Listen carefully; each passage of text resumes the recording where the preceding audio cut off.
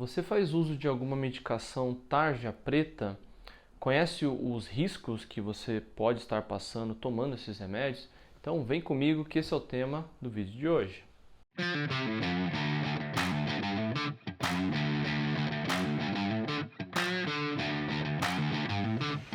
Olá pessoal, tudo bem com vocês?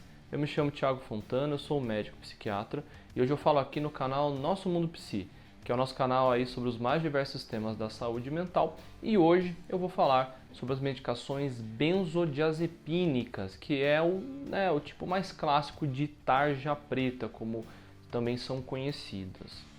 Bom, pessoal, primeiro, os benzodiazepínicos, poucas pessoas conhecem com esses nomes, então eu vou falar aqui os que são mais comuns na prática clínica, que seria o clonazepam, que é o Rivotril, o diazepam, que é o Valium, o alprazolam, que é o Frontal, e o lorazepam, que é o Lorax, tá? Todas essas medicações são dessa classe. Essa classe leva, na caixinha do remédio a tarja preta da Anvisa. Já vou explicar por que ele tem essa tarja, diferente da tarja vermelha de boa parte dos remédios da psiquiatria, tá bom? Então, o que fazem essas medicações? Então, essas medicações elas vão agir no cérebro, e elas fazem uma ação direta em um receptor da cadeia GABA, tá? Que é o ácido gama-aminobutírico, em inglês a sigla é GABA. E quais são as funções dessa circuitaria chamada GABA, tá? Basicamente a gente tem 4 funções. A função ansiolítica, ou seja, reduzir o tônus ansioso, a função hipnótica, indução de sono ou manutenção, a função relaxante muscular, melhora dores, e a função antiepilética. Então, elas podem ser utilizadas para crises epiléticas ou às vezes em pacientes até durante períodos com maior risco de ter uma crise epilética. Então, pessoal, eu falei aqui os benefícios e os bons usos que essas medicações têm. E sim, elas são muito utilizadas na prática e elas são muito importantes para diversos casos. Na psiquiatria, usamos mais por 2 motivos. Diminuir a ansiedade e melhorar a qualidade de sono. Qual que é a parte positiva dessa medicação? O efeito dela é praticamente imediato. Por isso que ela vem com a tarja preta. Então toda medicação que você faz uso e faz efeito na hora, ou seja, o efeito que você espera dela já vem logo depois de você tomar esse comprimido, leva a tarja preta. Por quê? Risco de dependência, ok? Então as outras medicações que utilizamos na prática, como antidepressivos, estabilizadores do humor, eles sempre têm um tempo para fazer efeito. Esse tempo pode ser bastante longo, como os antidepressivos, que demoram aí muitas semanas, às vezes mais de um mês para você sentir o efeito da medicação. E qual que seria o uso que a gente costuma fazer aí? Quais tipos de transtornos se beneficiam dessas medicações? Transtorno de ansiedade generalizada, transtorno do pânico, tá? Insônias aí das mais diversos tipos, mas principalmente a insônia secundária à ansiedade, ou até no caso de insônias crônicas, tá bom? Agora, quais são os riscos dessa medicação? Então, esse tipo de medicação, eu já comecei falando o principal risco dela, o risco de dependência. Por que isso acontece? Porque ela é uma medicação que ela vai atuar direto no receptor GABA. Então ela faz uma ação direta no receptor. É como se ela mimetizasse os neurotransmissores GABA, como se ela se disfarçasse desses neurotransmissores e ela se conecta no receptor com efeito imediato. Qual que é o problema disso? Esse receptor ele vai saturando.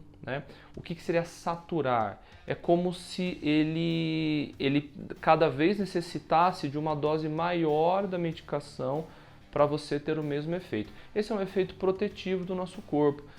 O corpo ele sempre vai tentar se proteger. Se você tem algo que está estimulando frequentemente, um receptor GABA, por exemplo, ele vai criando uma dessensibilização.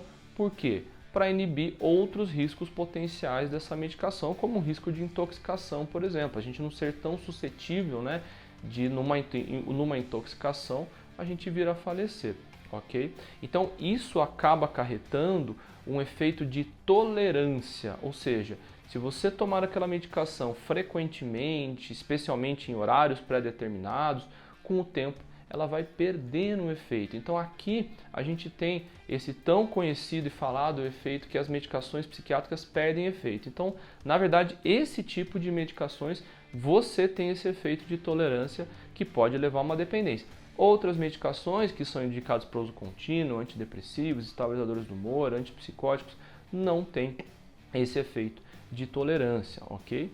Então aí já vem o principal risco da medicação. Eu, em geral, como é que eu utilizo essas medicações? Em duas situações.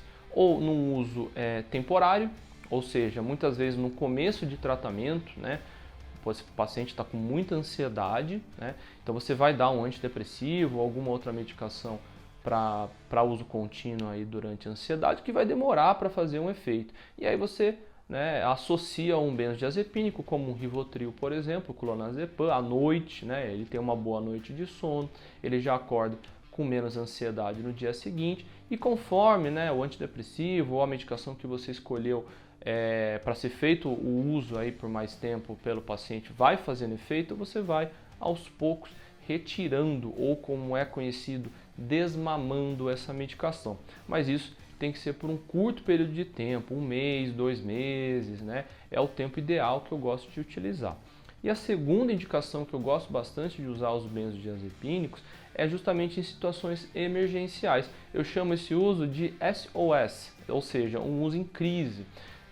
Indicação clássica, crise de pânico. Então, pacientes que têm crise de pânico, a gente sempre deixa, né, eu pelo menos, né, tenho o costume de deixar uma medicação SOS. Quando ele tiver uma crise, além das outras formas de lidar com a crise, que eu sempre trago em consulta, eu associo uma medicação que faça efeito na hora. E aí precisa ser essa classe de remédios. Por quê? O antidepressivo ele não tem um efeito imediato. Você vai dar esse antidepressivo e o efeito vai demorar muitas semanas, muitas vezes é necessário ajustar a dose até que o tratamento esteja 100%, né? Ou seja, que o tratamento impeça o surgimento de crise, mas durante isso eu gosto de deixar esse tipo de medicações com os pacientes. E outros malefícios que essas medicações podem trazer são os sintomas cognitivos, que seria problemas de memória, de atenção, de concentração, sentir que a mente está avoada. Isso acontece principalmente com benzodiazepínicos que são de longa duração, que é o caso do clonazepam e o caso do diazepam. São muito utilizados aí principalmente à noite, então a pessoa toma à noite um clonazepam para dormir, mas no outro dia você tem substrato ativo em até 24 horas. Então o clonazepam ele acaba sendo, né, que é o Rivotril, aí é um dos remédios mais utilizados no mundo, porque tem muitas pessoas infelizmente dependentes dele, né? Porque você toma ele para dormir, mas você continua com o efeito dele, e aí quando ele está indo embora do seu corpo mesmo, chegou a hora de tomar outro Rivotril para você dormir e acaba se tornando o ciclo de dependência. Em geral são pessoas que usam há muitos anos, não é uma regra, mas costumam usar doses altas, aí 2, 3, até 4 miligramas e até doses cavalares, como eu já recebi em consultório.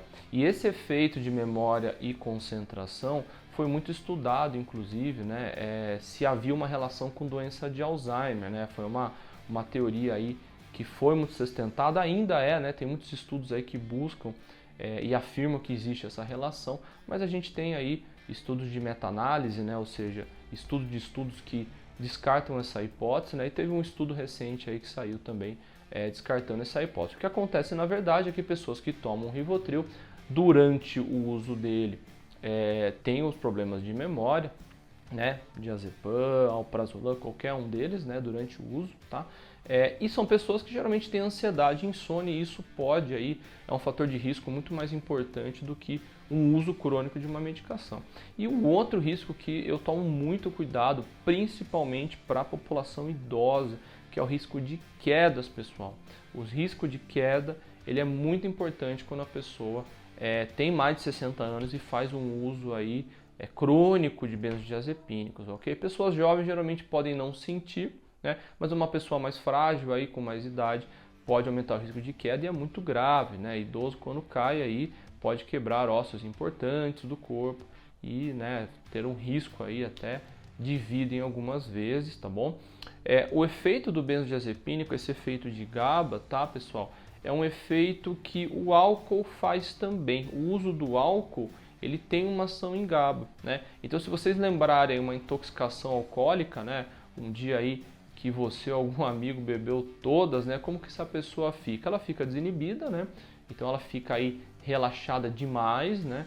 Fala até algumas besteiras, tá? Ela pode ficar com problemas de equilíbrio, tá bom? Aquela dor que ela estava no pré foi embora, né? Esqueceu a dor, ou seja, efeito relaxante muscular. E depois, no fim da noite, com certeza aquela pessoa vai dormir e não vai ser facilmente despertável, né?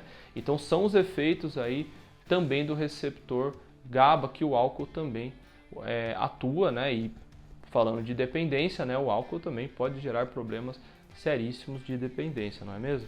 Bom, pessoal, então esse vídeo aqui eu quis aí trazer os benefícios e os malefícios que essas medicações podem utilizar, tá? Reforço que são medicações que têm uma atuação na prática clínica, mas é necessário uma atenção, principalmente do profissional aí que indicou essa medicação, para monitorar justamente o uso desse remédio, ok? De preferência usar pelo menor tempo possível, na menor dose possível, retirar assim que for necessário e, se não for possível retirar a medicação, substituir por um outro remédio. Se você está usando para ansiedade, por que não usar um antidepressivo, né? Ou algum outro estimulante de GABA, como a pregabalina, que pode ser um substitutivo aí para benzodiazepínicos. E se a pessoa precisa para dormir, aquela famosa frase, eu não durmo sem esse remédio, doutor, né? Dorme sim, né? Tem vários tipos de medicações aí para insônia, né? Já fiz vídeos aí dessas medicações para insônia, tá? Vou deixar aqui na descrição do vídeo o link se você tem interesse, tá bom? E por hoje é só. Se ficou alguma dúvida, tá? Se você faz uso ou conhece alguém e tem alguma dúvida aí sobre essa classe de medicações, deixa para mim no comentário. Se você chegou aqui até o final do vídeo, peço que deixe a sua curtida. E se é a sua primeira vez no nosso canal, peço que se inscreva, porque a gente está aqui publicando vídeo todas as semanas sobre os mais diversos temas da saúde mental. Agradeço a atenção de vocês e até o próximo vídeo.